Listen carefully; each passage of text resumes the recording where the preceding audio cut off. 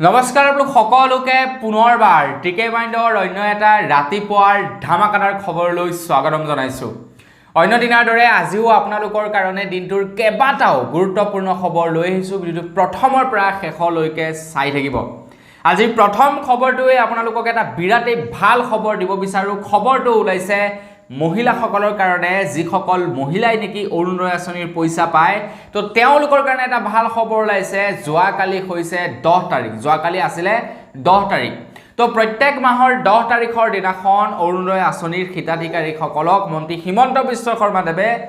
1250 টকাকৈ বেংকৰ একাউণ্টত ভৰাই দিয়ে। আপোনালোকে হয়তো নিশ্চয় জানে, তো যোৱাকালিও সেই পইচা ট্ৰান্সফাৰ কৰি দিছে। তো আপোনালোকেও যদি অৰুণোদয় আঁচনিৰ পইচা পায় তেন্তে আপোনালোকৰ বেংকৰ একাউণ্ট গৈ চেক কৰক। আপোনালোকৰ একাউণ্টতো 1250 টকা অলৰেডি ক্ৰেডিট হৈছে আৰু এইবাৰো কিন্তু সেই 1250 টকাই দিছে। অৰুণোদয় আঁচনিৰ পইচা বঢ়োৱাৰ কথা আছিলে, কিন্তু এতিয়ালৈকে বঢ়াই দিয়া নাই। 1250 টকা 1250 টকাই আছে। তাৰ লগতে পুৰণা মহিলাবিলাকেই কেৱল পাইছে, নতুন মহিলাক কিন্তু এইবাৰ অৰুণোদয় আঁচনিৰ পইচা দিয়া হোৱা নাই বুলি জনাইছে। মানে যিসকলে নেকি নতুনকৈ এপ্লাই কৰিছিলে তেওঁলোকক এতিয়া পৰ্যন্ত অৰুণোদয় আঁচনিৰ পইচা দিয়া নাই, কিন্তু যিসকলে অলৰেডি পাই আছিলে তেওঁলোকক দিছে। বাকী আপোনাৰ যদি সকলোবিলাক ঠিক আছিলে, আপোনাৰ যদি একাউণ্টত KYC লাগি থকা নাছিলে, তেন্তে আপোনালোকে পইচাটি উলিয়াব পাৰিব একাউণ্টৰ পৰা। তো গতিকে যাওক, আপোনালোকে যদি অৰুণোদয় আঁচনিৰ পইচা পায় গৈ বেংকৰ একাউণ্টে চেক কৰক, 1250 টকা উলিয়াই আনক, নে কি কয়। আগবাঢ়িছোঁ ইয়াৰ পাছৰটো খবৰ ফালে। ইয়াৰ পাছৰ খবৰটো ঘোষণা কৰিছে মন্ত্ৰী হিমন্ত বিশ্ব শৰ্মাদেৱে। মন্ত্ৰী হিমন্ত বিশ্ব শৰ্মাদেৱে এইবাৰ ল'ৰা ছোৱালীসকলৰ কাৰণে এটা বিশেষ খবৰ ঘোষণা কৰিছে। মন্ত্ৰী হিমন্ত বিশ্ব শৰ্মাদেৱে কৈছে যে এতিয়াৰে পৰা বিদ্যালয় মহাবিদ্যালয়সমূহে সৰস্বতী পূজা পতাৰ নামত চান্দা ল'ব নোৱাৰিব বুলি জনাইছে। এতিয়াৰে পৰা সৰস্বতী পূজা পাতিবলৈও চৰকাৰৰ ফালৰ পৰাই পইচা প্ৰদান কৰিব বিদ্যালয় মহাবিদ্যালয়সমূহলৈ। তো সৰস্বতী পূজা পতাৰ নামত নেকি বিদ্যালয়সমূহে যি নেকি ছাত্ৰ ছাত্ৰীৰ পৰা পইচা লয়, আৰু এইটো এতিয়াৰ পৰা লয় যে সেইটো কথা নহয়, আগৰ পৰাই লয়। আপোনাৰ 10 টকা 20 টকা 30 টকা তেনেকৈ সৰস্বতী পূজাৰ চান্দা লৈ থাকে। বিদ্যালয়বিলাকতো লয়, মহাবিদ্যালয়বিলাকতো লয়, স্কুলবিলাকতো লয়। আমাৰ আগতে 1 টকা 2 টকা লৈছিলে, 1 টকাকৈ লৈছিলে সৰস্বতী পূজাৰ ফিজ। অকণমান ডাঙৰবিলাকৰ 2 টকাকৈ লৈছিলে। তাৰপাছত যেতিয়া নেকি আমি আৰু 5-6ত গ'লোঁ তেতিয়া 10 টকা হ'লগৈ। যেতিয়া নেকি ক্লাছ 10 মানত পালোগৈ তেতিয়া 30 টকা হ'লগৈ, তেনেকুৱা আছিলে। বাকী যেতিয়া ফাৰ্ষ্ট ইয়েৰত গৈছিলোঁ 100 টকা নে কিমান আছিলে সৰস্বতী পূজাৰ চান্দা। চ' এই সৰস্বতী পূজাৰ চান্দাও এতিয়া ল'ব নোৱাৰিব। সৰস্বতী পূজা পাতিবৰ কাৰণেও এতিয়া অসম চৰকাৰৰ ফালৰ পৰাই পইচা দিব বুলি জনাইছে মন্ত্ৰী হিমন্ত বিশ্ব শৰ্মাদেৱে। তো ইমান এটা ভাল খবৰ দিছোঁ, লাইক এটা কৰিব লাগে। এটলিষ্ট হিমন্ত বিশ্ব শৰ্মাদেৱৰ কাৰণে আপোনালোকে লাইক এটা কৰক। আগবাঢ়িছোঁ ইয়াৰ পাছৰটো খবৰ ফালে। চাৰিওফালে পানী আৰু পানী আৰু পানী, চাৰিওফালে কেৱল বানপানী। তো এই বানপানীৰ সময়ছোৱাত একাংশ কৃষকৰ খেতি বাৰী নষ্ট হৈছে। আমাৰ অসমত বৰ্তমান সময়ত যিসকলে নেকি বিভিন্ন প্ৰকাৰৰ খেতি কৰে, প্ৰায়বিলাক খেতিয়কৰে খেতি অলপ কম বেছি পৰিমাণৰ হ'লেও নষ্ট হৈছে। যিসকলে নেকি ছাপোজ ধৰি লওক আপোনাৰ এই সময়ছোৱাত জলকীয়া খেতি কৰিছিলে, তেওঁলোকৰ জলকীয়া খেতি নষ্ট হৈছে। যিসকলে নেকি আপোনাৰ বেঙেনা ভেন্দি কিবা কিবি জিকা ভোল ৰঙালাও তিয়ঁহ এইবিলাকৰ খেতি কৰিছিলে, তেওঁলোকৰ খেতি বাতি এতিয়া নষ্ট হৈছে। নষ্ট কিয় কাৰণে হৈছে? কাৰণ বানপানী হৈছে চবফালে। একবাৰ পানী সোমাই যোৱাৰ লগে লগে আৰু খেতি হৈ নাথাকে, খেতি বৰবাদ হৈ যায় একবাৰ পানী সোমাই যোৱাৰ লগে লগে। ধান খেতিৰ কথা বেলেগ বাৰু। ধান খেতিত আপোনাৰ সেয়া পানী সোমালেও সি যেনে তেনে উঠি একদম ধানটো দিয়েগৈ, কিন্তু বাকী খেতিবিলাকত কি হয়, একবাৰ আপোনাৰ সেই পানী সোমাই যোৱাৰ লগে লগে খেতি নষ্ট। কাৰণ সেইবিলাক খেতি কি হয়, দ মাটিত নহয়, বাম মাটিত হয়। এতিয়া খেতিৰ ওপৰত এটা বিৰাটেই গুৰুত্বপূৰ্ণ খবৰ ওলাইছে। আপোনালোকক মই প্ৰায়বিলাক খবৰতে জনাই থাকোঁ যে আপোনালোক যদি এজন খেতিয়ক তেন্তে আপোনালোকৰ খেতিবিলাক ইঞ্চুৰেঞ্চ কৰি ৰাখক। আমাৰ ভাৰত চৰকাৰৰ এখন বিশেষ আঁচনি আছে, আঁচনিখনৰ নাম হৈছে ফচল বীমা যোজনা। তো এই ফচল বীমা যোজনাখনৰ অধীনত যদি আপোনালোকে ইঞ্চুৰেঞ্চ কৰি থ'লেহেঁতেন আপোনালোকৰ খেতি বাতিখিনি, তেন্তে এতিয়া যে আপোনালোকৰ বানপানীৰ সমস্যাত খেতি নষ্ট হৈছে, তো তাৰ সম্পূৰ্ণ টকা আপোনালোকে কেন্দ্ৰ চৰকাৰৰ ফালৰ পৰা ঘূৰাই পালেহেঁতেন, কাৰণ আপোনালোকে ইঞ্চুৰেঞ্চ কৰি থৈছে খেতিখিনি। তো খেতিখিনি যদি বৰবাদ হৈ গ'লহেঁতেন তাৰ আপোনালোকে পইচা ৰিটাৰ্ণ পালেহেঁতেন। যদি আপোনালোকে ইঞ্চুৰেঞ্চ কৰি ৰাখিছে, চ' আপোনালোকে এটা নাম্বাৰত কল কৰিব পাৰে। নাম্বাৰটো হৈছে 14447। এই নাম্বাৰটোত আপোনালোকে কল কৰিব পাৰে। আৰু যদিহে ইঞ্চুৰেঞ্চ কৰা নাছিলে তেন্তে আপোনালোকৰ আৰু উপায় নাই, আপোনালোকে পইচা নাপায়, আপোনালোকৰ পইচা ছেটঅপ ইণ্ডিয়া লিমিটেড। আগবাঢ়িছোঁ ইয়াৰ পাছৰটো খবৰ ফালে। এইখিনিতে আমাৰ অসম চৰকাৰৰ ফালৰ পৰা আমাৰ অসমৰ যিসকল নিবনুৱা আছে তেওঁলোকৰ কাৰণে এটা বিশেষ ভাল খবৰ ঘোষণা কৰিছে আৰু এইটো অবভিয়াছলি মই ভাবিছোঁ যে এইটো এটা ভাল খবৰ বুলি আপোনালোকে সেইটো ভাল খবৰ বুলি ভাবিছে নে নাভাবিছে নাজানো হয়তো আপোনালোকে খবৰটো পাইছে খবৰটো হৈছে পিআৰচিৰ লগত জড়িত এতিয়া মোতকৈ অভিজ্ঞ মানুহ বহুত আছে হয়তো তেওঁলোকে ভালদৰে বুজি পাব অসম চৰকাৰে যি নেকি নতুনকৈ সিদ্ধান্ত লৈছে পিআৰচিৰ ক্ষেত্ৰত তো সেইটো তেওঁলোকে ভাল পাইছে নে নাপাইছে সেইটো তেওঁলোকে হয়তো বুজি পাব কিন্তু মোৰ দৃষ্টিত ক'বলৈ গ'লে বৰ বেয়া সিদ্ধান্ত লোৱা নাই অসম চৰকাৰে কৈছে যে এতিয়াৰে পৰা চৰকাৰী চাকৰি এপ্লাই কৰিবৰ কাৰণে আপোনালোকক স্থায়ী বাসিন্দাৰ প্ৰমাণপত্ৰ লোৱাৰ প্ৰয়োজন নাই বুলি কৈছে মন্ত্ৰী হিমন্ত বিশ্ব শৰ্মাদেৱে কৈছে যে স্থায়ী বাসিন্দাৰ প্ৰমাণপত্ৰ লোৱাটো আজিকালি বেছি ডাঙৰ কথা নহয় ৩-৪ মাহ দিন কোনো এখন ঠাইত থকাৰ লগে লগে গাঁও বুঢ়াই আপোনাৰ স্থায়ী বাসিন্দাৰ প্ৰমাণপত্ৰ দি দিয়ে সৰি ৩-৪ মাহ নহয় ৩-৪ বছৰ থকাৰ লগে লগে গাঁও বুঢ়াজনে কি কৰে স্থায়ী বাসিন্দাৰ প্ৰমাণপত্ৰ দি দিয়ে কিন্তু মন্ত্ৰী হিমন্ত বিশ্ব শৰ্মাদেৱে এতিয়া ঘোষণা কৰিছে তৃতীয় আৰু চতুৰ্থ বৰ্গৰ পৰীক্ষা যি নেকি এক্সাম হ'ব তো সেই এক্সামৰ বাবে এতিয়া পিআৰচিৰ প্ৰয়োজন হ'ব বুলি জনাইছে তৃতীয় আৰু চতুৰ্থ বৰ্গৰ যি নেকি পৰীক্ষা হ'ব সেই পৰীক্ষাত বহিবৰ কাৰণে এতিয়াৰে পৰা কি হ'ব আপোনাৰ পিআৰচিৰ প্ৰয়োজন হ'ব অকল সেইয়াই নহয় এতিয়াৰে পৰা যিসকল লোকে নেকি ধৰি লওক তৃতীয় চতুৰ্থ বৰ্গ বা সহকাৰী অধ্যাপকৰ বাবে এপ্লাই কৰিব তেওঁলোকে এটলিষ্ট লোকেল লেংগুৱেজ জানিব লাগিব বুলি কৈছে এতিয়া আমাৰ অসমৰ লোকেল লেংগুৱেজ আৰু কি আমাৰ অসমৰ লোকেল লেংগুৱেজটো বেংগলী নহয় আমাৰ অসমৰ লোকেল লেংগুৱেজটো আৰু হিন্দী নহয় আমাৰ অসমৰ লোকেল লেংগুৱেজটো আৰু বৰ্তমান ইংৰাজী নহয় বা আমাৰ অসমৰ লোকেল লেংগুৱেজটো উৰ্দু নহয় আমাৰ অসমৰ লোকেল লেংগুৱেজ কি অসমীয়া ডেট মিনছ এতিয়াৰে পৰা যিসকল লোকে নেকি অসমত কাম কৰিব একদম পুৰা আপোনাৰ সহকাৰী অধ্যাপক পৰ্যন্ত তো তেওঁলোকে লোকেল লেংগুৱেজ মানে অসমীয়া ভাষা জানিব লাগিব তেতিয়াহে বোলে চৰকাৰী চাকৰিৰ কাৰণে এপ্লাই কৰিব পাৰিব বুলি জনাইছে মন্ত্ৰী হিমন্ত বিশ্ব শৰ্মাদেৱে কৈছে যে এইটো আমাৰ অসমৰ ল'ৰা ছোৱালীৰ কাৰণে এখন ঢাল হ'ব বুলি জনাইছে মানে যুদ্ধত যেনেকৈ নেকি যুঁজাৰুসকলে যুঁজিবলৈ যাওঁতে হাতত এখন ঢাল লৈ থাকে যাতে আগফালৰ পৰা অহা কাঁড়খিনি নিজৰ গাত নালাগে বা আগৰ পৰা কোনোবাই যদি এটেক কৰে তেতিয়া সেই ঢালখনে যাতে প্ৰটেক্ট কৰিব পাৰে ঠিক তেনেকৈ ছাত্ৰ ছাত্ৰীসকলৰ কাৰণে এইটো এক ঢাল হ'ব বুলি জনাইছে ঢাল হ'ব বুলি জনাইছে এই নতুন সিদ্ধান্তটো সো মোৰ অৱশ্যে বেয়া লগা নাই আপোনালোকৰ কেনেকুৱা লাগিছে কমেণ্ট এটা কৰি জনাব আগবাইছোঁ ইয়াৰ পাছৰটো খবৰ ফালে ইয়াৰ পাছৰ খবৰটো অৱশ্যে ওলাইছে বাজেটৰ ওপৰত বাজেট 2024 আৰু 2025ৰ ওপৰত ওলাইছে ইয়াৰ পাছৰটো খবৰ মই বাজেটৰ ওপৰত অৱশ্যে এটা ভিডিঅ' বনাইছোঁ আপোন নিউজ চেনেলটোত আপোনালোকে যদি এতিয়ালৈকে চোৱা নাই তেন্তে চাবগে বাজেটৰ সন্দৰ্ভত মই এ টু জেড ডিটেইলছ আপোনালোকক জনাইছোঁ যে কেনেকুৱা ধৰণৰ খবৰ কেনেকুৱা ধৰণৰ আপোনালোকৰ কাৰণে নতুন সিদ্ধান্ত ল'ব পাৰে 2024 আৰু 2025ত নতুন বাজেটত তো বৰ্তমান অকল খবৰ ওলাইছে যে 2024 আৰু 2025 চনৰ যিখন নেকি বাজেট সেইখন 23 জুলাই তাৰিখৰ দিনাখন আপোনালোকৰ কাৰণে মুকলি কৰিব বুলি জনাইছে বাজেট 2023 আৰু 2024 তো বাজেট 2023 আৰু 2024 এইবাৰো আমাৰ ভাৰতৰ বিত্তীয় মন্ত্ৰী নিৰ্মলা সীতাৰামনে এইবাৰ তেখেতে বাজেট দাখিল কৰিব আৰু খবৰ লোৱা অনুসৰি নিৰ্মলা সীতাৰামনে এতিয়ালৈকে 7 বাৰ তেখেতে কণ্টিনিউ বাজেট তেখেতে ঘোষণা কৰিব বুলি কৈছে কণ্টিনিউ প্ৰায় 7 বাৰ তেখেতে বাজেট ঘোষণা কৰিব আৰু তেখেত হৈছে আমাৰ ভাৰতবৰ্ষৰ প্ৰথমগৰাকী মহিলা বিত্তমন্ত্ৰী যিগৰাকীয়ে নেকি এতিয়া পৰ্যন্ত 7 বাৰ কণ্টিনিউ বাজেট ঘোষণা কৰিছে মহিলা বিত্তীয় মন্ত্ৰী তেখেত প্ৰথমগৰাকী যিগৰাকীয়ে 7 বাৰ কণ্টিনিউ বাজেট ঘোষণা কৰিছে এতিয়ালৈকে কোনো মহিলাই কণ্টিনিউ 7 বাৰ বাজেট ঘোষণা কৰিব পৰা নাই তো বৰ্তমান অকল বাজেটৰ ওপৰতে খবৰ ওলাইছে তো বাজেটত অনাগত বাজেটত আপোনালোকৰ কাৰণে কি ভাল খবৰ আহিব পাৰে তো মই তাৰ ওপৰত আপোনালোকক অকণমান থুলমূলকৈ জনাই দিওঁ বাকি সাৰাংশত আপোনালোকে মানে পুৰা ডিটেইলছত যদি চাব বিচাৰে আপোন নিউজ চেনেলটো চাবগে পাৰে প্ৰথম খবৰটো আপোনাৰ ওলাইছে ডিফেন্স ৰেলৱে সেক্টৰত ভাল খবৰ আহিব পাৰে বুলি জনাইছে বিশেষকৈ খবৰ ওলাইছিলে যে প্ৰত্যেক বছৰে এতিয়া ট্ৰাই কৰিব ভাৰত চৰকাৰে আপোনাৰ ৰেলৱে বৃদ্ধি কৰিবৰ কাৰণে মানে ৰেলৱে কানেক্টিভিটি বৃদ্ধি কৰিবৰ কাৰণে চেষ্টা কৰিব বুলি জনাইছে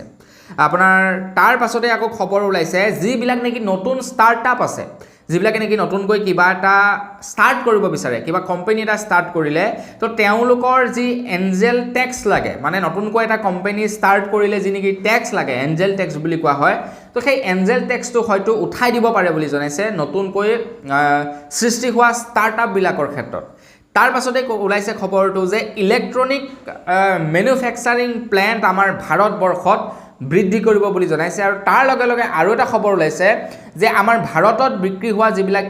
মানে প্ৰায়বিলাক হোম এপ্লায়েন্স মানে ঘৰুৱা যিবিলাক নেকি বস্তু সেই ঘৰুৱা বস্তুবিলাকত কি হ'ব আপোনাৰ GST কমাই দিয়াৰ কথা উল্লেখ কৰিছে তাৰ লগে লগে আকৌ এটা ভাল খবৰো ঘোষণা কৰিছে ভাল খবৰটো হৈছে যে আপোনাৰ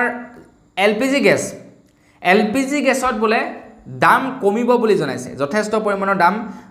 কমি যাব হেনো LPG গেছত বাবৰে এইটোতো বিৰাট ভাল লাগিছে LPG গেছত যদি দাম কমি যায় বিৰাটে ভাল হ'ব নে কি কয় আপোনালোকে কমেন্ট বক্সত কমেন্ট কৰি জনাব তাৰ পাছতে ওলাইছে খবৰ মানে আপোনাৰ বাজেটৰ ওপৰতে খবৰ ওলাইছে মধ্যবিত্ত শ্ৰেণীৰ মানুহ মানে মিডল ক্লাছ ফেমিলিৰ যি নেকি ইনকম টেক্সত ৰেহাই প্ৰদান কৰিব বুলি জনাইছে সাপোজ যেনিবা আপুনি চাকৰি কৰে আপোনাৰ বছৰি যেনিবা ইনকম যেনিবা 6-7 লাখ টকা হৈ যায় তো আপোনালোকে টেক্স ভৰিব লাগে 6 লাখতকৈ আই থিংক ওপৰ হ'লে মানে টেক্স দিব লাগে তো টেক্সও ঢেৰ দিব লাগে এজন আপোনাৰ সেই চৰকাৰী শিক্ষক বা চৰকাৰী চাকৰিয়ালে আপোনাৰ যেতিয়া নেকি মাৰ্চ এণ্ডিং হয় বা যেতিয়া নেকি টেক্স পে কৰিব লাগে তেতিয়া তেওঁলোকে ঢেৰ টেক্স পে কৰিব লাগে তেওঁলোকৰ মাথা গৰম হৈ যায় যে চালা এইবাৰ টেক্সত ইমান টকা গুচি গ'ল বা যিসকলে নেকি বেছিকৈ পইচা উপাৰ্জন কৰে তেওঁলোকে টেক্স দিব লাগে বেছিকৈ বুলি নহয় আৰু মধ্যবিত্ত শ্ৰেণীৰ মানুহবিলাকে কিমান ইনকম কৰিব বছৰি আপোনাৰ 10-12 লাখ টকা তো তেওঁলোকৰ কি হয় ঢেৰ টেক্স দিব লাগে 12 লাখ টকাত ভাবকচোন আপোনালোকে 5% টেক্স হ'লেও কিমান টকা তেওঁলোকে পৰিশোধ কৰিব লাগে সো এতিয়া খবৰ ওলাইছে যে মধ্যবিত্ত শ্ৰেণীৰ যি নেকি টেক্সৰ স্লেবটো সেইটো বৃদ্ধি কৰিব পাৰে বুলি জনাইছে হয়তো 10 লাখ টকা কৰি দিব পাৰে বুলি জনাইছে সো এতিয়া এইকেইটা ভাল খবৰ আহিব পাৰে অনাগত বাজেটত আৰু ঢেৰ খবৰ ঘোষণা কৰিব তাৰে ভিতৰত মানে যিকেইটা সম্ভাৱ্য তো সেইকেইটাৰ বিষয়ে আপোনালোকক জনালোঁ গোটেই ভিডিঅ'টো আপোনালোকে চাবলৈ হ'লে আপুল নিউজ চেনেলটোত চাবগে আগবাইছোঁ ইয়াৰ পাছৰটো খবৰ ফালে ইয়াৰ পাছৰ খবৰটো ওলাইছে অসমৰ চৰকাৰী চাকৰিয়ালসকলৰ কাৰণে এটা ভাল খবৰ বিশেষকৈ যিসকলে নেকি ৰিসেন্টলি চাকৰি পাইছে মানে যিসকলে ৰিসেন্টলি নেকি আপোনাৰ সেই অসম পুলিচৰ চাকৰি পাইছে যিসকলে নেকি ৰিসেন্টলি আপোনাৰ সেই চৰকাৰ মানে ধৰি লওক তৃতীয় বৰ্গৰ চাকৰি পাইছে চতুৰ্থ বৰ্গৰ চাকৰি পাইছে তো তেওঁলোকৰ কাৰণে এই খবৰটোৱে বিৰাটেই এটা আমোদ দিব মানে আনন্দিত কৰিব এই খবৰটোৱে স্পেশালি নতুনকৈ চাকৰি পোৱাসকলে তো কি কাৰণে নতুনকৈ চাকৰি পোৱাসকলক আমোদ দিব বা আনন্দিত কৰিব তো তাৰ বিষয়েও জনাম বাৰু তো কথাটো হৈ গ'ল যে আমাৰ ভাৰত চৰকাৰ নহয় আমাৰ অসম চৰকাৰৰ এখন বিশেষ আঁচনি আছে আঁচনিখনৰ নাম হৈছে আপোন ঘৰ আঁচনি তো এই আঁচনিখনৰ অধীনত বিশেষকৈ যিসকল নেকি চৰকাৰী চাকৰিয়াল আছে তো চৰকাৰী চাকৰিয়ালসকলক প্ৰায় 15 পৰা 30 লাখ টকা পৰ্যন্ত ঋণ প্ৰদান কৰে 15 পৰা 30 লাখ টকা ঋণ প্ৰদান মিনিমাম মানে 15 লাখ টকা আৰু ম্যাক্সিমাম হৈছে 30 লাখ টকা 15 পৰা 30 লাখ টকাৰ ঋণ প্ৰদান কৰে অসম চৰকাৰৰ ফালৰ পৰা আৰু য'ত নেকি 1% ৰেহাই প্ৰদান কৰে সুদত মানে ইন্টাৰেষ্টত 1% ৰেহাই প্ৰদান কৰে অসম চৰকাৰৰ ফালৰ পৰা আপোন ঘৰ আঁচনিৰ জৰিয়তে এতিয়া যিসকলে অলৰেডি বহু দিনৰ পৰা চাকৰি কৰি আছে তেওঁলোকৰটো অবিয়াসলি চৰকাৰী ঘৰ আছে তেওঁলোকে চৰকাৰী ঘৰ নিশ্চয় চৰকাৰ মানে তেওঁলোকৰ নিজা ঘৰ আছে তেওঁলোকে নিজা ঘৰ এটা আছে নিশ্চয় বনাইছে কিন্তু যিসকলে ৰিসেন্টলি চাকৰি পাইছে তো তেওঁলোকৰ হয়তো বহুতৰে চাকৰি মানে নিজা ঘৰ নাই পকী ঘৰ নাই গতিকে তেওঁলোকৰ এইটো এটা সুবিধা হ'ব মিনিমাম হৈছে 15 লাখ টকা ম্যাক্সিমাম 30 লাখ টকা গতিকে 15 লাখ টকাৰ এটা ঋণ যদি পাই যায় আৰু য'ত নেকি ইন্টাৰেষ্টত সাবসিডি দিব তো তেওঁলোকে সুন্দৰকৈ এটা ঘৰ বনাই ল'ব পাৰিব সো যিসকলে নেকি নতুনকৈ চাকৰি পাইছে তো তেওঁলোকৰ কাৰণে এটা বিৰাটেই ভাল খবৰ তো সেই কাৰণে কৈছোঁ আগবাইছোঁ ইয়াৰ পাছৰটো খবৰ ফালে ইয়াৰ পাছৰ খবৰটো ওলাইছে আমাৰ অসম চৰকাৰৰ কেবিনেটৰ বৈঠকৰ এটা গুৰুত্বপূৰ্ণ সিদ্ধান্তৰ ওপৰত এটা খবৰ ওলাইছে আৰু খবৰ ওলাইছে অসম ৰাজ্যিক কৃষি বিপণন পৰিষদৰ কৰ্মচাৰীসকলৰ কাৰণে মানে ভাল খবৰ ওলাইছে অসম চৰকাৰৰ কেবিনেটৰ বৈঠকত সিদ্ধান্ত লৈছে আমাৰ অসম চৰকাৰৰ যিসকল নেকি কন্টিনজেন্সি মেনিয়েল যিসকল নেকি আপোনাৰ কৰ্মচাৰী আছে আপোনাৰ কৃষি বিপণন পৰিষদত কাম কৰা তো তাৰে ভিতৰত 131 গৰাকী কৰ্মচাৰীক বোলে চৰকাৰৰ ফালৰ পৰা এককালীন গ্ৰেচুইটি এমাউণ্ট প্ৰদান কৰিব বুলি জনাইছে আৰু তাৰ লগে লগে যিসকলে নেকি ফিক্সড পেড কাম কৰি আছে যিসকল কৰ্মচাৰীয়ে ফিক্সড পেড কাম কৰি আছে তেওঁলোককো এককালীন সাহায্য আগবঢ়াব বুলি জনাইছে আৰু তেনেকুৱা প্ৰায় 16 গৰাকী কৰ্মচাৰীক মানে ফিক্সড পে প্ৰায় 16 গৰাকী কৰ্মচাৰীক আপোনাৰ এককালীন গ্ৰেচুৱেটি এমাউণ্ট আগবঢ়াব বুলি জনাইছে অসম চৰকাৰৰ ফালৰ পৰা তো কিমান টকা যিসকল নেকি কণ্টিনজেঞ্চি মেনুৱেলৰ যিসকল নেকি কৰ্মচাৰী আছে 131 গৰাকী কৰ্মচাৰী আছে তাৰে ভিতৰত তো তেওঁলোকক কৈছে যে যিসকলৰ নেকি 10 বছৰতকৈ কম সেৱা আগবঢ়োৱা কৰ্মচাৰী আছে তেওঁলোকক 5 লাখ টকা এককালীন গ্ৰেচুৱেটি এমাউণ্ট দিব যিসকল নেকি 10 বছৰতকৈ বেছি তেওঁলোকে কাম কৰিলে 15 বছৰৰ তলৰ 10ৰ পৰা 15 বছৰ কাম কৰিছে তেওঁলোকক 5ৰ পৰা মানে 5.5 লাখ টকা দিব বুলি কৈছে যিসকলে নেকি 15 বছৰতকৈ বেছি কাম কৰিছে তেওঁলোকক 6 লাখ টকা তাৰ লগে লগে আকৌ যিসকলে ফিক্স পেড কাম কৰি আছে ফিক্স পেড কাম কৰা যিসকলৰ নেকি 10 বছৰতকৈ কম হৈছে তেওঁলোকক 1.75 লাখ টকা দিব যিসকলৰ নেকি 10 বছৰতকৈ অধিক হৈছে 15 বছৰতকৈ কম হৈছে তেওঁলোকক 1.93 লাখ টকা দিব বুলি কৈছে আৰু যিসকলৰ নেকি 15 বছৰতকৈ অধিক সেৱা আগবঢ়োৱা কৰ্মচাৰী আছে তো তেওঁলোকক 2.10 লাখ টকা অসম চৰকাৰৰ ফালৰ পৰা এককালীন গ্ৰেচুৱেটি এমাউণ্ট দিব বুলি জনাইছে তেওঁলোকে যে ইমান দিনৰ পৰা চৰকাৰৰ কাৰণে মানে সহায় আগবঢ়াই আছে তো সেই কাৰণে এটা এক প্ৰকাৰৰ গ্ৰেচুৱেটি এমাউণ্ট দিব তো এইটোক আই থিংক এৰিয়া টকা বুলিও কয় নেকি হয়নে নহয় নাজানো বাৰু দেই আজিকালি কি হয় মোৰ নিউজবিলাকত ভুল ধৰা মানুহ দেৰ আছে আৰু দেৰ ভুল ধৰা মানুহ আছে চ' কেতিয়াবা ভুলো হৈ যায় মোৰ ভাগৰ কি হৈ যায় খবৰবিলাক যেতিয়া নেকি কালেক্ট কৰা যায় ন কালেক্ট কৰাৰ পাছত মানে কি হয় আপোনাৰ গুগলতো আজিকালি ঢেৰ খবৰ পায় ন গুগলত আপোনাৰ সাৰ্চ কৰি দিয়াৰ লগে লগে আপোনাৰ সেই খবৰটোৰ ওপৰত ঢেৰ টপিক ওলাই যায় তো তাৰে ভিতৰত মানে বাছনি কৰোঁতে কেতিয়াবা ভুল হৈ যায় তো ভুল ধৰা মানুহ ঢেৰ ওলাই যায় কাৰণ এতিয়া মোৰ ফেমিলিটো বিৰাট ডাঙৰ এটা ফেমিলি নহয় জানো প্ৰায় 3.5 লাখ মানে মানুহ থকা এটা ফেমিলি গতিকে ইমানখিনি মানুহৰ ভিতৰত আপোনাৰ চৰকাৰী চাকৰিয়ালো আছে শিক্ষিত মানুহ আছে আৰু ইমানেই শিক্ষিত মানুহ আছে বহুত শিক্ষিত মানুহ আছে গতিকে ভুলবিলাক ওলাই পৰি যায় কেতিয়াবা তো ভুল হ'লে বাৰু এইটো নিজৰ বুলি আৰু ক্ষমা কৰি দিওঁ আগবাঢ়িছোঁ ইয়াৰ পাছৰটো খবৰ ফালে ইয়াৰ পাছৰ খবৰটো ওলাইছে আমাৰ অসম চৰকাৰৰ যিসকল নেকি চাকৰিয়াল আছে মানে বিশেষকৈ মহিলাসকলৰ কথা কৈছোঁ যিসকল নেকি মহিলা চাকৰিয়াল আছে তো তেওঁলোকৰ কাৰণে এটা ভাল খবৰ ঘোষণা কৰিছে অসম চৰকাৰৰ ফালৰ পৰা অসম চৰকাৰৰ কেবিনেটৰ বৈঠকত যিসকল নেকি মহিলাই চাকৰি কৰি আছে তেওঁলোকৰ কাৰণে এটা ভাল খবৰ ঘোষণা কৰিছে আমাৰ অসম চৰকাৰৰ কোনোবা মহিলা চাকৰিয়ালে যদি 1 বছৰতকৈ তলৰ শিশুক তুলি লয় মানে এডপ্ট কৰে তেন্তে তেওঁলোকক এতিয়া অসম চৰকাৰৰ ফালৰ পৰা প্ৰায় 180 দিনৰ ছুটি প্ৰদান কৰিব বুলি জনাইছে হেয়া কিন্তু এবছৰতকৈ তলৰ শিশু হ'ব লাগিব যদি এবছৰতকৈ ওপৰৰ শিশু হয় তেন্তে এই ছুটি নিদিয়ে কিন্তু এবছৰতকৈ যদি আপোনাৰ তলৰ শিশুক যদি কোনো মহিলাই তুলি লয় তেন্তে সেই মহিলাগৰাকী কি হ'ব 180 দিনৰ ছুটি প্ৰদান কৰিব বুলি জনাইছে মানে 180 দিন মানে হৈ গ'ল আপোনাৰ প্ৰায় 6 মাহ দিন ছুটি প্ৰদান কৰিব মহিলাগৰাকীক যদি এবছৰতকৈ তলৰ শিশুক তুলি লয় মহিলা কৰ্মচাৰীসকলে আমাৰ অসম চৰকাৰৰ যিসকল নেকি মহিলা কৰ্মচাৰী আছে তেওঁলোকেহে এই সুবিধা লাভ কৰিব কেন্দ্ৰ চৰকাৰৰ যিসকল নেকি মহিলা কৰ্মচাৰী আছে তেওঁলোকৰ কথা নাজানো কিন্তু অসম চৰকাৰৰ যিসকল মহিলা কৰ্মচাৰী আছে তেওঁলোকে 180 দিনৰ ছুটি লাভ কৰিব বুলি জনাইছে তো আপোনালোকৰ বাৰু এই নিয়মটো কেনেকুৱা লাগিছে কমেণ্ট এটা কৰি জনাব যদি ভাল লাগিছে তেন্তে লাইক এটা কিন্তু ডেফিনেটলি কৰিব আগবাঢ়িছোঁ ইয়াৰ পাছৰটো খবৰ ফালে ইয়াৰ পাছৰ খবৰটো ওলাইছে বিলাসী পাৰাৰ পৰা মই যোৱাকালি খবৰ এটাত আপোনালোকক জনাইছিলোঁ যে যিসকল নেকি বানপীড়িত লোক আছে বানপীড়িত লোকসকলৰ কাৰণে যিবিলাক নেকি বান সাহায্য আহিছে তো সেই বান সাহায্যবিলাকতো বোলে একাংশই দুৰ্নীতি কৰিছে বুলি এটা খবৰ যোৱাকালি ওলাইছিলে আৰু যিখিনি নেকি বান সাহায্য আহিছিলে সেয়া পশু পক্ষীৰ কাৰণে আহিছিলে মানে গৰু ছাগলীৰ কাৰণে অহা বান সাহায্যটো কি কৰিছে একাংশ লোকে আপোনাৰ খেলিমেলি কৰিছে কেলেংকাৰী কৰিছে যোৱাকালি এটা খবৰ ওলাইছিলে এতিয়া আজি খবৰ ওলাইছে আকৌ বিলাসী পাৰাৰ পৰা খবৰ ওলাইছে যে বিলাসী পাৰাৰ যিসকল নেকি জনসাধাৰণৰ কাৰণে বান সাহায্য আহিছিলে সেই বান সাহায্যটো বোলে একাংশ লোকে দুৰ্নীতি কৰিছে বুলি কৈছে যে যিসকল নেকি বানপীড়িত লোক আছে তেওঁলোকক কমকৈ বান সাহায্য দি বাকি বাছি যোৱা বান সাহায্যবিলাক হেনো আপোনাৰ পইচাৰ বিনিময়ত সেইবিলাক বিতৰণ কৰি আছে বুলি খবৰ ওলাইছে এতিয়া নিউজত খবৰ ওলাইছে ফুটেজ ভাইৰেল হৈছে এইটো আৰু কিমান দূৰ সঁচা কিমান দূৰ মিছা তো সেইটো আৰু বিশেষ এটা বৰ বিশেষ নাজানো কিন্তু নিউজত যিটো প্ৰকাশ পাইছে সেইটোকে আপোনালোকক অৱগত কৰিলোঁ তো ভাবক মানুহ কিমান একেবাৰে তললৈ নামিব পাৰে যে এনেকুৱা এটা পৰিস্থিতিটো অহা বস্তুবিলাক মানুহে কি কৰিছে পইচাৰ বিনিময়ত আপোনাৰ কেলেংকাৰী কৰিছে বা দুৰ্নীতি কৰিছে তো অসম চৰকাৰৰ বিভাগীয় পক্ষই যদি এই ভিডিঅ'টো চাই আছে এই খবৰটো যদি চাই আছে মোৰ মতে তেওঁলোকৰ ওপৰত কুইকলি একশ্যন ল'ব লাগে কাৰণ এতিয়া বানপানীৰ সময় বিভিন্ন জেগাত কি হ'ব বানপানী হ'ব বানপীড়িতৰ কাৰণে আপোনাৰ সাহায্য আহিব তো প্ৰত্যেক জেগাতে যদি মানুহবিলাকে এনেকৈ কৰিবলৈ লয় বানপীড়িতসকলৰ ওচৰত সাহায্যবিলাক নাপাবগৈ নহয় জানো যদি চৰকাৰৰ পৰা দিয়ে প্ৰত্যেকজনী মানুহকে বোলে 10 কেজিকৈ চাউল দিবা তেওঁলোকে দিবই পোৱাকে চাউল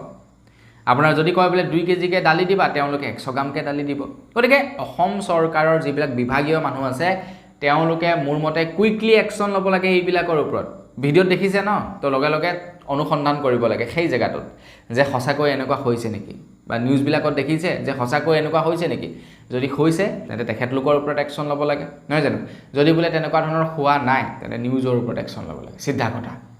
কোনোবা এটা নহয় কোনোবা এটা কৰিব লাগে তেতিয়া সব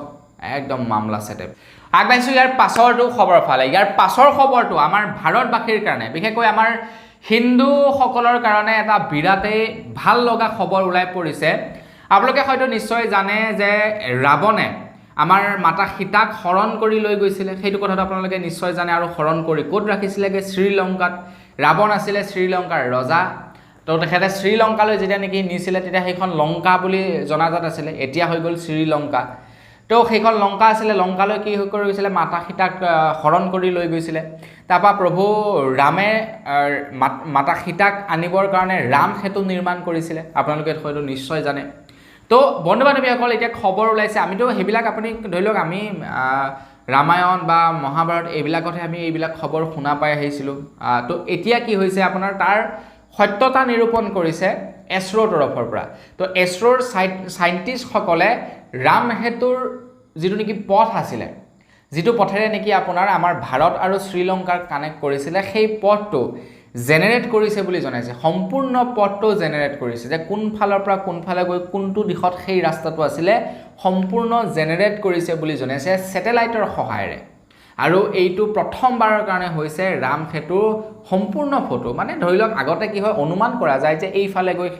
সেইফালে গৈ আছে বুলি কাৰণ সেইখনটো গোটেইখন আপোনাৰ ধৰি লওক সাগৰটো তো সাগৰটো গম পোৱা নাযায় যে কোনফালে ৰাম সেতু আছে সো আগতে কি হয় এটা অনুমান কৰা যায় যে এইফালৰ পৰা সেইফালৰ পৰা এনেকৈ আছে বুলি তো এতিয়া এছৰোৰ তৰফৰ পৰা প্ৰপাৰ ৰাস্তাটো উলিয়াই দিছে যে এইফালৰ পৰা গৈ সেইফালে ৰাম সেতু আছে বুলি এতিয়া বন্ধু বান্ধৱীসকল তো এইখিনিত এটা ভাল খবৰো ওলাইছে যে ৰাম সেতুৰ যি নেকি আপোনাৰ মেটেৰিয়েল আছিলে 99% মেটেৰিয়েল বোলে এতিয়াও আপোনাৰ সাগৰীয় পৃষ্ঠত আছে বুলি জনাইছে 99% মেটেৰিয়েল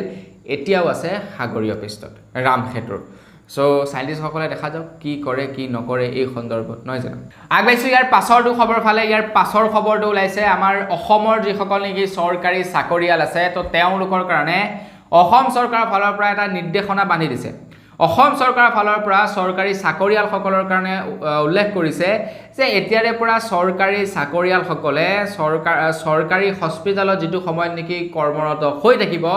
সেই সময়ত প্ৰাইভেট হস্পিটেলত প্ৰেক্টিছ কৰিব নোৱাৰিব বুলি জনাইছে সাপোজ এজন ডক্টৰৰ যেনিবা 2 ঘণ্টা ডিউটি মানে এটা সে এক্সাম্পল কথা এটা কৈছো 2 ঘণ্টা ডিউটি তো সেই 2 ঘণ্টা ডিউটি যেনিবা তেখেতৰ কোনোবা এখন চৰকাৰী হস্পিটেলত পৰিলে তো সেই 2 ঘণ্টা যেনিবা কোনো ধৰণৰ পেশেন্ট নাই তো তাৰ কাৰণে কি কৰিলে তেখেতে যেনিবা গৈ প্ৰাইভেট এখন হস্পিটেলত কি কৰিছে পেশেন্ট চাই আছে তো তেনেকুৱা ধৰণৰ যদি তেখেতৰ ধৰা পৰে তেতে তেখেতৰ ওপৰত একচন ল'ব বুলি জনাইছে এতিয়াৰ পৰা চৰকাৰী যিসকল নেকি চিকিৎসক থাকিব তেওঁলোকে নিজৰ কৰ্মৰত অৱস্থাত তেখেতে প্ৰাইভেট মেডিকেলত গৈ প্ৰেক্টিছ কৰিব নোৱাৰিব বুলি জনাইছে আৰু মোৰ মতে সেইটো হয়তো খুব কম ডক্টৰি চাগে কৰে যিবিলাকৰ আৰু বেছি টকাৰ প্ৰতি লোভ তো সেইবিলাক ডক্টৰেহে তেনেকুৱা ধৰণৰ কামবিলাক কৰিব কাৰণ চৰকাৰী হস্পিটেলত তেওঁলোকৰ ডিউটি এৰি মোৰ মতে তেওঁলোকে গৈ প্ৰাইভেটত কাম নকৰিব চাগে নহয় জানো তো তেখেতলোকে প্ৰাইভেটতো কাম কৰিব যি সময় ধৰি লওক আপোনাৰ ধৰি লওক চৰকাৰী কাম থাকিব চৰকাৰী কাম কৰিব আপোনাৰ কাম নথকা সময়ত হয়তো প্ৰাইভেট কাম কৰিব কিন্তু কিছুমান থাকে আকৌ মোৰ জীৱনত হৈছিলে এবাৰ যেটো নেকি এটা ডাঙৰ ইস্যু হৈ গৈছিল আপোনাৰ এই সন্দৰ্ভত মই আপোনাৰ এনেকুৱা ধৰণৰ খবৰবিলাকটো আগৰ পৰা দিয়ে থাকো নিউজ বনাই থাকো তো এজন মানে ডক্টৰৰ ওপৰত এটা মই নিউজ কৰিছিলোঁ মানে নিউজটো আছিলে এনেকুৱা ধৰণৰ আপোনাৰ তেখেতৰ ডিউটি আছিলে ডিউটি টাইমত তেখেতে মানে চিকিৎসালয়ত নাছিলে তেখেতে কি কৰে নিজৰ ঘৰতে চেম্বাৰ আছে নিজৰ ব্যক্তিগত চেম্বাৰ আছে ব্যক্তিগত হস্পিটেল আছে তেখেতে ব্যক্তিগত হস্পিটেলত গৈ আপোনাৰ কাম কৰি থাকে তাৰপিছত ইয়াত যদি বেছিকৈ পেচেণ্ট আহে তেতিয়া ফোন মাৰে তেতিয়া ইয়ালৈ তেখেতে চাবৰ কাৰণে তৎকালীনভাৱে আহে ইয়াতে চাই দিয়ে আৰু আকৌ ফুৰ হৈ গৈছে মই এনেকৈ কেইবাবাৰো লক্ষ্য কৰি আছিলোঁ এই গোটেই ঘটনাটো তাৰপিছত কি কৰিলোঁ আপোনাৰ এটা মানে হেৰি কৰিলোঁ তাৰপিছত মোৰ ওপৰত বাপেকে কেছ দি দিলে কেছ দিয়াৰ পিছত আৰু কি উল্টাই মই চৰি ক'ব লগা হ'ল কিন্তু ক'ব লাগিছিলে কোনোবাই ক'লোঁ মই সেইটো মানে এনেকুৱা ধৰণৰ কথা এতিয়া বাৰু সেই ডক্টৰজনে অৱসৰ ল'লে মানে আপোনাৰ ৰিজাইন ল'লে বুলি ক'ব লাগিব যিটো ৰিজাইন ল'লে তেখেতে বাকী যি কি নহওক বাৰু সেইটো ঘটনাৰ পাছত আকৌ মানে অকণমান মানে চিজিল হ'ল মই যিটো ঘটনা মানে যিখন হস্পিটেলৰ ওপৰত সেই কাহিনীটো মানে কৰিছিলোঁ তো অকণমান মানে চিজিল হ'ল যি কি নহওক তো সেইটো এটা নতুনকৈ নিয়ম বনাইছে অসমৰ ডক্টৰসকলৰ কাৰণে আগবাঢ়িছোঁ ইয়াৰ পাছৰটো খবৰ ফালে ইয়াৰ পাছৰটো খবৰ ওলাইছে ক্ৰিকেটৰ লগত জড়িত ক্ৰিকেট প্ৰেমীৰ বাবে ইয়াৰ পাছৰটো খবৰ ওলাইছে আপুনি বাৰু ক্ৰিকেট খেল চাই ভাল পায় নে বেয়া পায় কমেণ্ট এটা কৰি জনাব অভিয়াছলি আপুনি ক্ৰিকেট খেল চাই ভাল পায় বহু লোকেতো কমেণ্ট কৰি কয় যে দাদা ক্ৰিকেটৰ লগত জড়িত খবৰ দিবাচোন নহয় জানো তো মই ক্ৰিকেট বৰ বেছি ফ'ল' নকৰোঁ তো যাৰ কাৰণে নেকি ক্ৰিকেটৰ ওপৰত খবৰ খুব কম দিওঁ ক্ৰিকেট মানে চাই ভাল পাওঁ কিন্তু ফ'ল' খুব কম কৰোঁ ক্ৰিকেটৰ খবৰবিলাক তো সেইকাৰণে আপোনালোকক দিয়াটোত অকণমান অসুবিধা হৈ যায় কিন্তু যি কি নহওক যোৱাকালি আপোনাৰ ক্ৰিকেট খেল আছিলে আমাৰ ইণ্ডিয়া আৰু জিম্বাবৱেৰ বিৰুদ্ধে লগত আছিলে খেলখন যিখন খেলত ইণ্ডিয়াই জিকিলে আপোনাৰ কিন্তু এটা মানে বেয়া খবৰহে আপোনালোকক দিবলৈ লৈছোঁ জিম্বাবৱে আৰু আমাৰ ভাৰতৰ মাজত যিখন নেকি ছিৰিজ হৈ আছে 3খন ছিৰিজ হ'ল তাৰে ভিতৰত এখন জিম্বাবৱে জিকিলে 2খন আমাৰ ভাৰতে জিকিলে কিন্তু আমাৰ ৰিয়ান পৰাগক যোৱাকালিৰ খেলখনত দেখা পোৱা নগ'ল আই থিংক ৰিয়ান পৰাগে এখন মেটচ খেলিছিলে যিখন মেটচত তেখেতে ভাল প্ৰদৰ্শন কৰিব নোৱাৰিলে যাৰ কাৰণে নেকি হয়তো তেখেতক চান্স দিয়া নাই পুনৰ খেলিবৰ কাৰণে আৰু 2খন মেটচ আছে বাৰু অলৰেডি